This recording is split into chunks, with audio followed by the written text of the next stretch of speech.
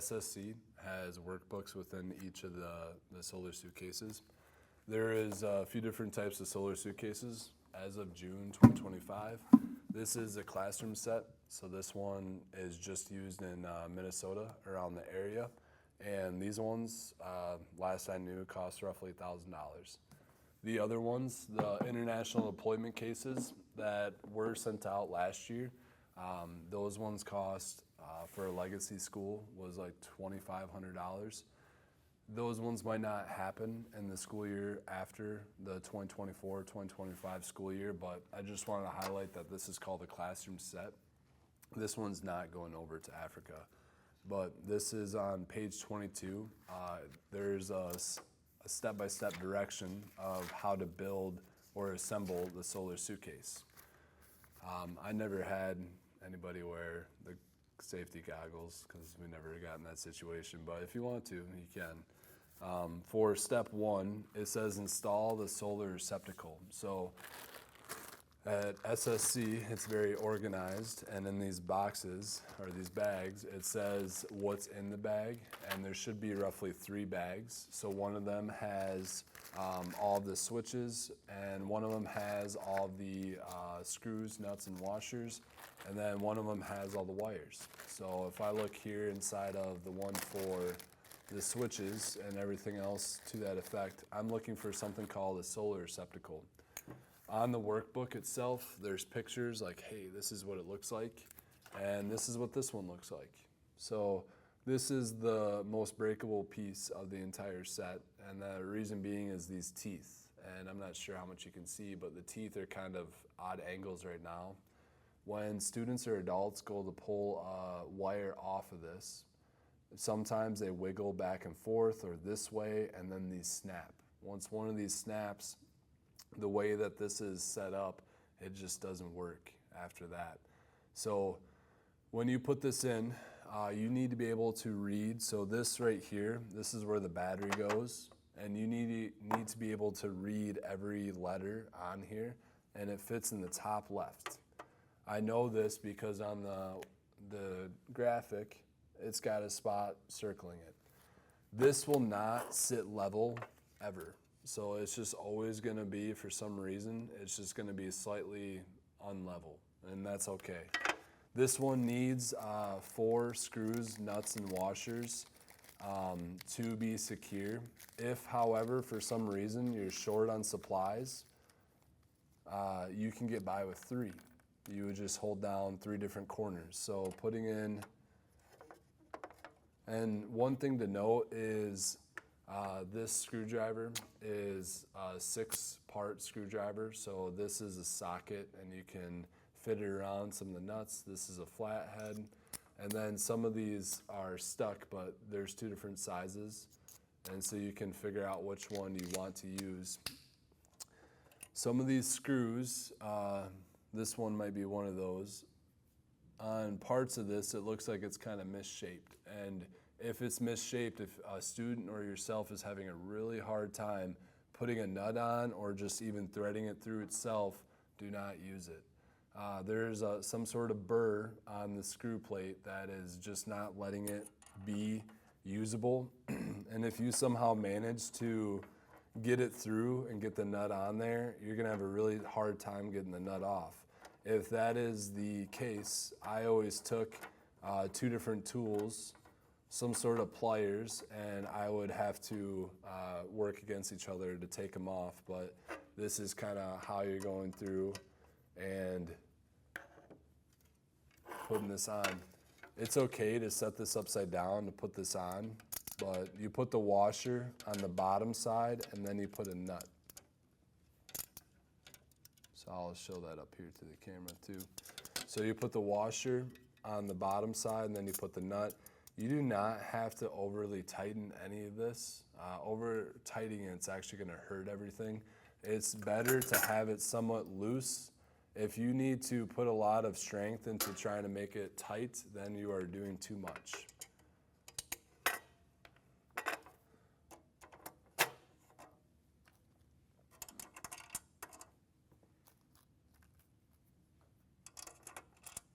So I have these 3 screws in there pretty loose, and so when I flip this over, the screws are probably going to fall out, so I'm going to have to apply pressure underneath.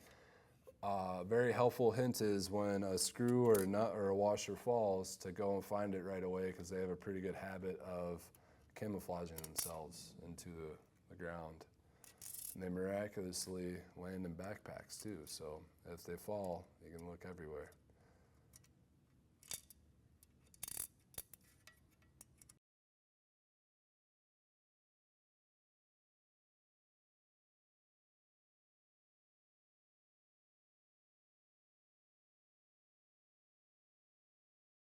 So what I like to do is I go through and roughly hand tighten everything to the furthest I can. And for me, that's good. That's all I need to do. I don't go through and double check it with a screwdriver. I just hand tighten it. It's a little bit loose, but that's fine. It's holding secure. So step 2 is installing the large main switch. A fun fact is these switches, you ever notice an on-off switch is a 1 and a 0? That's computer language. So 1's on, 0's off. So the 1's going to be at the top, and then you're going to press that down in. It clicks, it stays in place. Step 3. This one is installing the battery port. So this one should be done, and you should not have to mess with it, hopefully, unless for some reason it was taken out. This one's really tricky to take out, which is why we typically don't have you do that. The graphic says to have the red wire at the top. If it's not, like in the case of this one, it's fine. It's just you're going to have to plug your battery in slightly different. It's not the end of the world, but this one, once again, does not come out. You do not need to install it. So if you need to write yourself reminders, skip step 3. You got to double check it's in there, but you could skip that one. For step 4, DC light receptacles. So everything's in DC, direct current, and these are called the light receptacles. So when you go to do quality control at the very bottom there, there's a metal plate, and this is going to be either positive or negative, and then on the side wall, there's a metal plate that runs up and down the cylinder, and that's where the opposite charge is. So positive and negative, and then you got 2 of these. They both need to say lock point.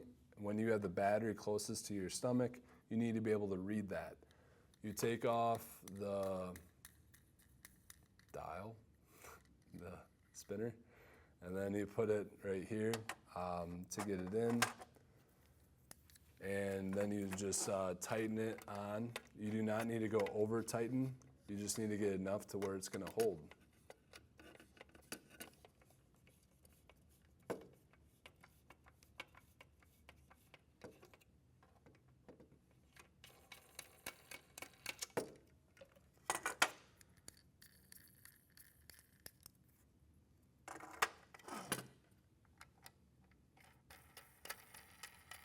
So I didn't go too tight, still a little wiggly, which is fine for me. Now we're going to install a small switch. So when you are doing this, I would highly encourage you to have every kid make sure that you do the light bulb moment together. This is the switch for the light bulb. You can have the main switch on, but I would turn this one off. Having the light bulb moment together makes it a lot more fun. A lot of kids say that it's like their most favorite part of it. You turn all the lights off, you say 3, 2, 1, and you see if it works. If it doesn't work, then it's pretty obvious because the light won't turn on, but if you follow quality control, it turns on.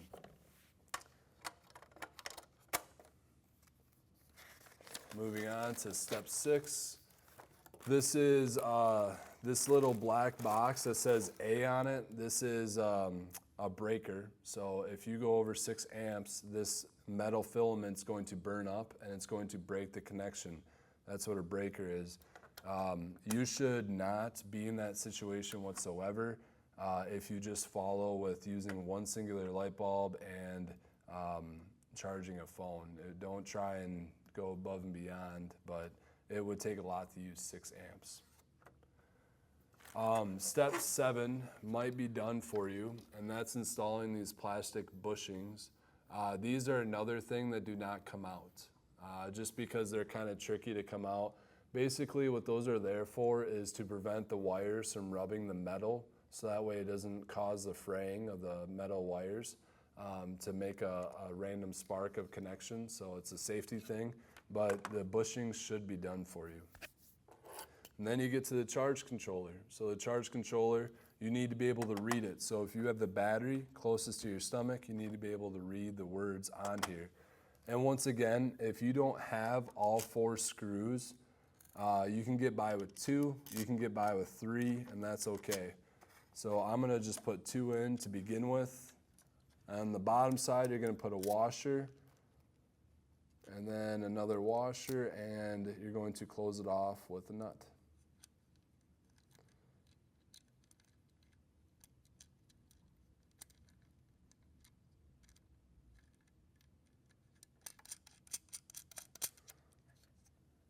This is something that I only hand tighten. I don't go back through with the screwdriver and over tighten this. You can, it's gonna be a lot more work to take off, and you might over tighten it to the point where it kind of damages some of the material.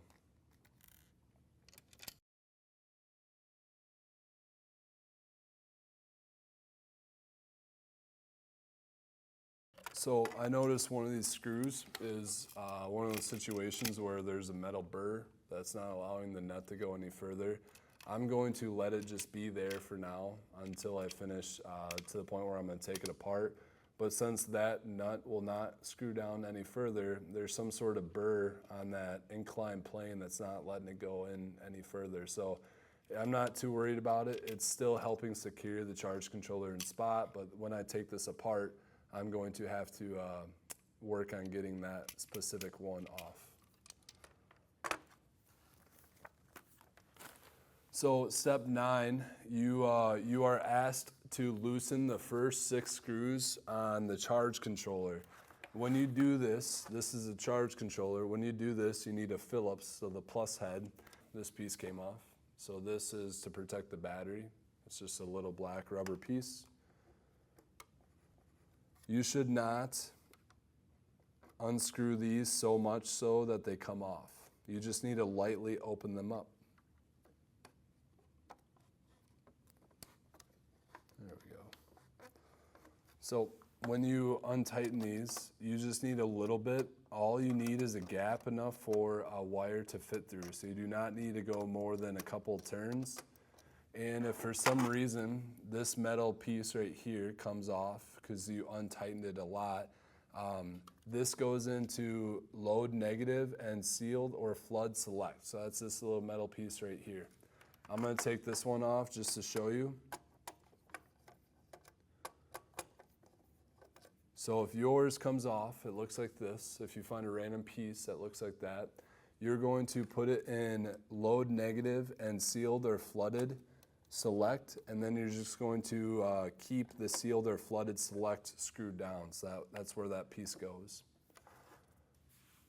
For the wiring of the suitcase, you do not necessarily need to remove the insulation. This is most likely done for you. And then you need to pay special attention to the wires. If a metal tooth goes with the wire when you take it off, you're going to want a needle nose plier to take it out, so that way you can still reuse the wire. The metal wires kind of have a unique design to them to allow metal-metal connection still and being able to slip on and off the metal tooth.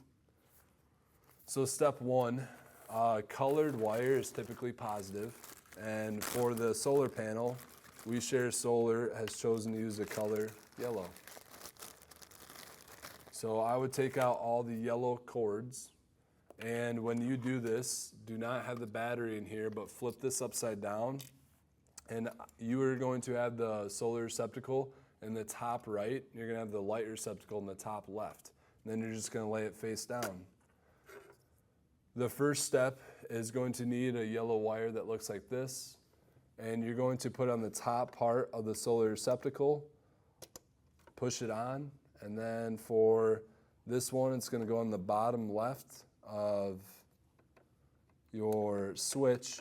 When you take these off, this is typically when the solar receptacle teeth break. So be very careful when you take this part off.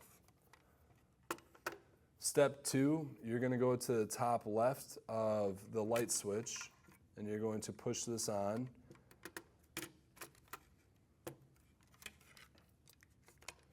And then you're going to push this wire through the closest bushing to you.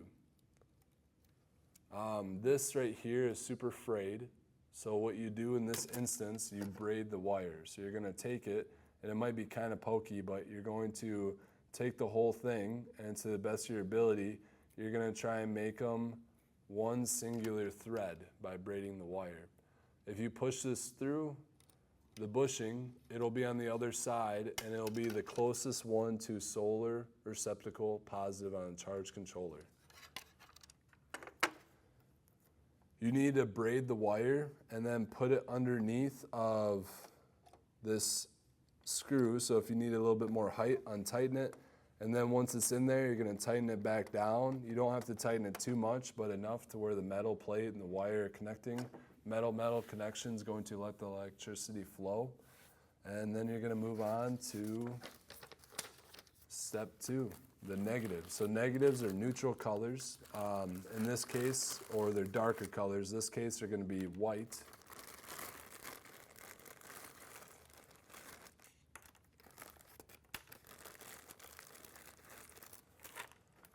So for this first one, I'm looking for a very long cord with one plastic end on it.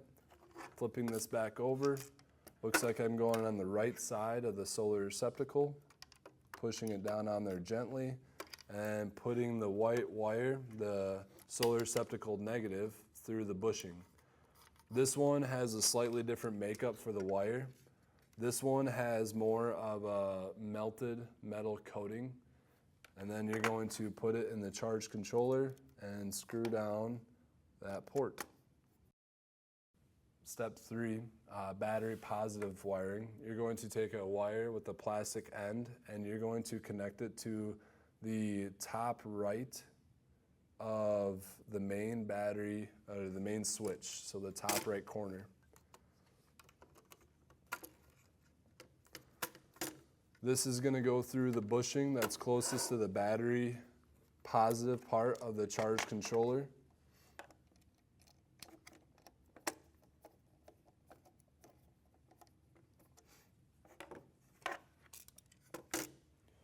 And then for this last part, you're going to take the battery port positive, and it's going to go to the bottom right of this main switch.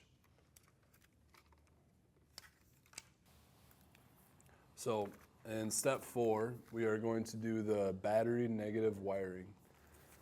For this, we are going to take the battery port, the white wire that's going to carry the negative charge. This cord is frayed, so what I'm going to do is braid the end of the wire and push it through the bushing that's the closest to the battery positive. And when I do that, I am able to put it into the battery negative terminal.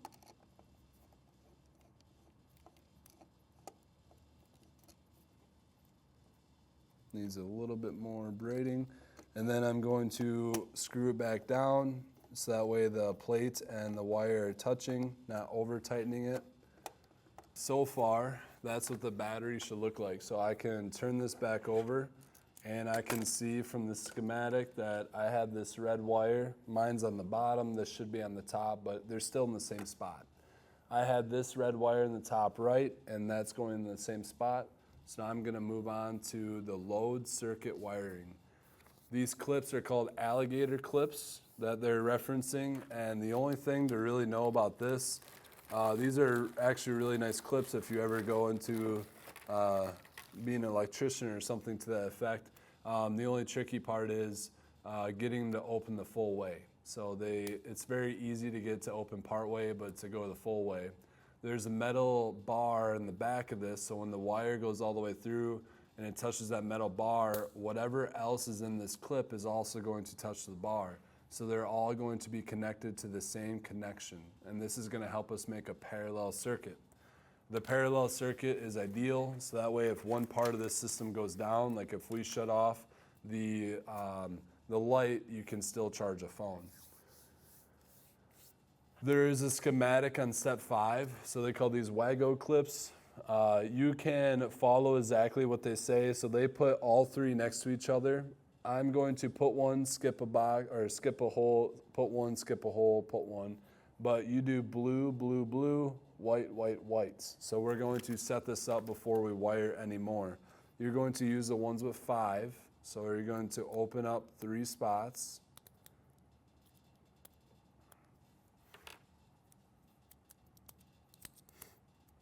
So they are going to do all 3 in a row. I'm going to do every other just to give myself some room to work with.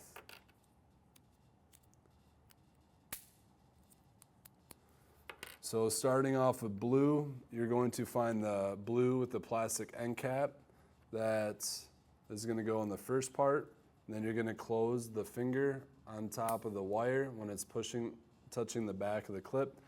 The next one is going to be the long wire with no ends on it, just the metal. So I'm going to grab the frayed part here, and I'm going to put that in the WAGO clip. And then if you do a light pull on it, it shouldn't come out. And lastly, I'm going to take this other wire with the plastic end on it, and I'm going to put it on the other side of that middle one. A light pull, make sure it doesn't come out, and this is kind of what it looks like. Then you're going to set one up for the white.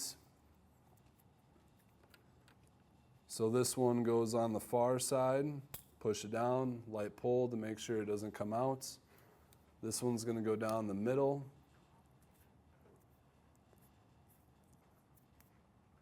The lights are, got to braid the end of it a little bit.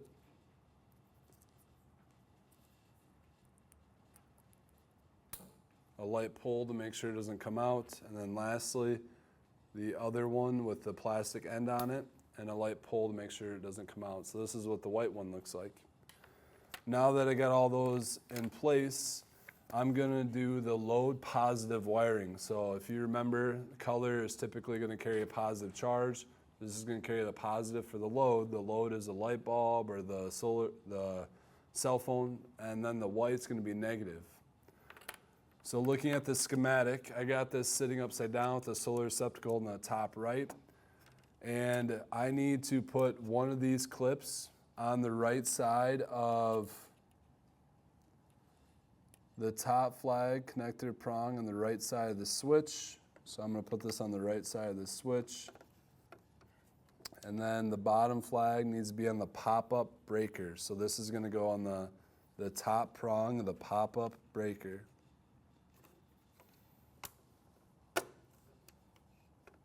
And then this middle part, this one's going to go into the bushing, and this is going to go through into load positive.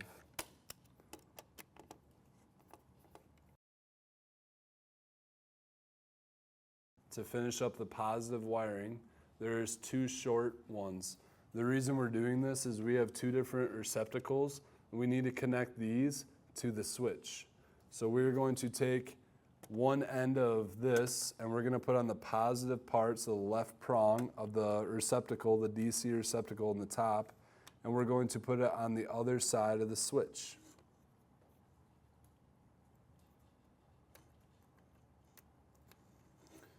And then we're going to take this one, and we're going to put it on the other side of the breaker. So the breaker is there.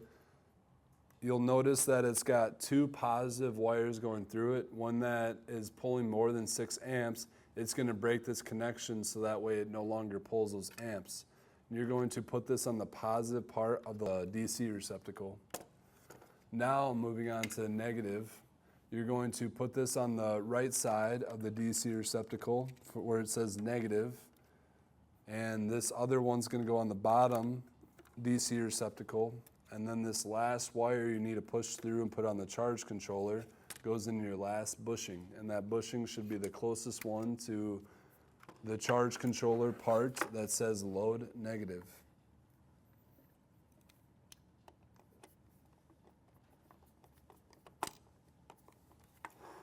There's a reference here to see if you've set everything up the way that you should have assembled it. This is a complete reference of how everything on the backside should look. The first step to quality controls is just to kind of make sure that those roughly match.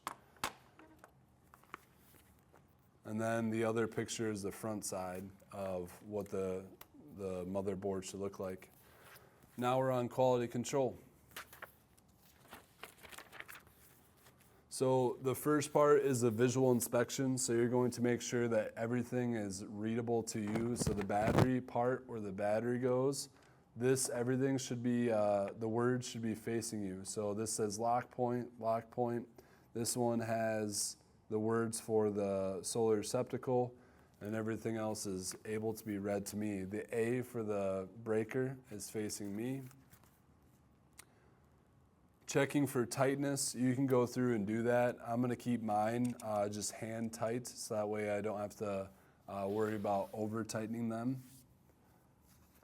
Then it talks about making sure that all the prongs are pushed in. So I'm going to go through and lightly tap the tops of each of them and make sure that the prongs are pushed in. It wants you to go through and test the alligator clips, the Wagyu connectors, and just lightly pull on them and see if they come out. None of mine do. You should be checking the wires to see if there's any frayed parts to them. If so, take some electrical tape and cover them up. Please let SSC know if that is the case. So now it gets into using the multimeter. They want to use the orange multimeter for this testing. There's a different clamp meter to be used for the outdoor data collection.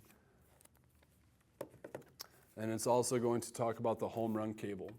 So the home run cable looks different than the light receptacle cable. The light receptacle cable, you spin the light bulb in there. The home run cable has a blue and gray end.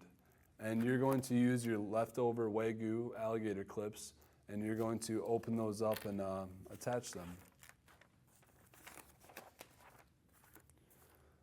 Before we get to that part, the first thing is setting up the multimeter for testing. So you're going to turn it to this symbol that they have it, and that's going to be continuity. It doesn't matter where you have these probes touching, if you got red touching positive or black touching negative, as long as there's a connection, it's going to do a beep. So putting this one down to continuity, and you, when you follow the directions here, and you touch these two things to the spots that it needs to touch, you should hear a beep, and that means that electricity flows through. The first thing it wants you to do is connect the home run cable. So this is what connects the system to the solar suitcase. It wants you to connect these to the solar panel, or getting it to the spot where it can connect to the solar panel, make sure it works. So opening up one clip and putting it on the red, and then pushing it down, light tug to make sure it stays. Opening up another clip and putting it on the black, clipping it down, make sure it stays. It's all ready to go. Just to get ready for the testing, I'm going to open up one additional finger on each Wagyu connector, so that way I can put the cord in there. Now we're on the first step for quality control. So this you are going to push down into, there's a thread that you can kind of match up. You're going to push this down, and then you need to twist it until you hear a click. Twist it clockwise, and you have everything ready. You do not need the battery for this testing. This continuity tester will provide the energy for that. But the first part here is putting the home run cable in, clicking it, turning it clockwise till it clicks. Turn the main switch on. Touch one probe to the positive end. So I'm going to put the red wire into the positive end, the home run cable. And then touch the other one to the charge controller positive screw. I should hear a beep. Another way to see that is these symbols. That means that it should beep. And these symbols right here, here's the key to the symbols. That's what I need to be looking for. So that worked. So now I'm going to move on to the next step. So I turn the main switch off and do the same exact test touch it to the positive part of the charge controller, I should not hear a beep. I do not hear a beep. Moving on to step 3, I'm going to take it out of the positive part of the home run cable, and I'm going to move it to the negative part. So I'm going to put my lead in there, close it, and then I'm going to touch it to the charge controller solar negative. I should hear a beep. Step 4 is turning the main switch on and taking my lead out of the home run cable. Now it says to, and I'm just going to set this off to the side for now since I believe I'm done with the home run cable for a bit. Now it wants me to touch the battery port positive. So the battery port is right here, down the bottom left. You're going to touch the battery port positive, and then you're going to look for the charge controller battery port positive, and I should hear a beep. Oh, mine is hooked up backwards. So my positive part is on the bottom. So if I touch the positive, you should hear a beep. Now you turn the main switch off and you do the same exact test. So battery port positive, charge controller battery positive, no beep. Touch the probe to the battery port negative and the charge controller battery port negative, and you should hear a beep. So when you do the DC light receptacle right here, the metal plate on the bottom of the DC receptacle is going to be a positive charge. On the wall, there's a metal plate, and that's negative. So you have to be very careful which one you're touching because they want you to be very specific here. So I'm going to turn, I still have my main switch off, but it wants me to turn the light switch on. And remember, when you are doing this with students, like, keep the light switch, the whole thing, keep the light bulb, so that way the students don't accidentally turn it on. You want to do that all together for the very first time. But it says turn the light switch on. Touch the DC light receptacle positive, so that means I'm going to go all the way to the bottom of this well, and then it wants me to touch the charge controller load positive. Should hear a beep. Turn the light switch off and do the same test. No beep. Touch the probe to DC light receptacle negative. So you're going to touch the negative wall, and then you're going to go to the negative part on the charge controller. You should hear a beep. Step 10, the DC charging receptacle is a lower receptacle. Touch the probe to the positive part, so the bottom plate, the bottom part of the metal, and then touch it to the load positive. You should hear a beep. Touch it to the negative part of the receptacle, so the wall, and then touch this other lead to the load on the charge controller negative. You should hear a beep. So now it says turn the main switch on and touch the home run cable positive terminal block. Touch the other probe to the negative. So I'm going to take my home run cable and I'm going to put the black one with the black. I'm going to put the red one in here, and I should hear no beep when I do this. No beep. The next step here is, with the main switch still on, touch the solar positive on the charge controller and the solar negative. No beep. Moving to the right, battery positive, battery negative, no beep. And getting close to the end here, touch the charge controller positive to the charge controller battery negative. Touch the charge controller solar positive to the charge controller battery negative. None of these should have beeps. Turn the light switch on. Touch the charge controller load positive to the charge controller load negative. No beep. Touch the DC light receptacle positive and touch the charge controller load negative. No beep. And then go down to the bottom one and do the same. No beep. When you are done, the key here is turning this off. The last part here, that is needed to fully assemble this is when you put the battery in, you're going to want to just slightly work its way into its spot. The leads for the battery, or if there's tape on it, that should go on the left-hand side when it's facing you. And then this is the cord that's going to connect the battery. My red's going to go on the bottom. Your red should go on the top. Otherwise, just match what you see in your battery port. It won't fit otherwise. So I'm going to put this in. I'm going to take the tape off that's kind of protecting these metal ends for the battery. And to hook up the battery, I'm going to put in the black with black and then the red with red. You can look at what the schematic of the lights mean inside of your booklet, but when you turn this on, you should see a different set of lights. And that's how you assemble the Solar Suitcase.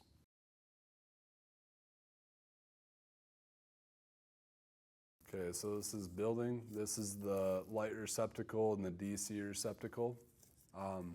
These two things I would not have the kids take out until you're ready to do the big light bulb moment. I would build it up. The kids really think this is fun. I would have every switch turned off after quality control is done. If quality control checks out, the light bulb will light up. But what you're gonna do is I would make sure every single switch is off, and on the top right, not the bottom right, because the bottom right is gonna be where you charge a phone. So if you wanna use this part in your curriculum, there's a data collection sheet. You can take this outside. You can put it in the Solar Suitcase itself. It fits in the Solar Suitcase pretty easily. You would take this and the motherboard just kind of sits in there. There's plastic screws on either side that you can kind of keep it from falling out. But if you have a cell phone policy at your school, this is the one of the few days where I'm like, yep, you guys can bring your cell phones. They would just need a cord that's not given with this, but a lot of kids have their charging cords. And they'll see that when they put this in there and they need to use it, there's directions on the data collection sheet. All of a sudden they're like, hey, my phone charged 6%, and that's kind of a big idea for them because they use their phone a lot. But for the light bulb moment, you're going to put in your light receptacle in the top right. And you can take out this cord. There's a lot of feet of cord. And then once you have your light bulb, you would screw this in to this light receptacle. This is basically extension cord for the light bulb.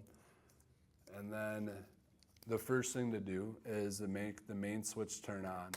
Wait for all these lights to kind of go through their synchronizing, and once you see a light like green, that means the battery's in good health, it's got a good charge. If you turn on the light switch, the light bulb will turn on.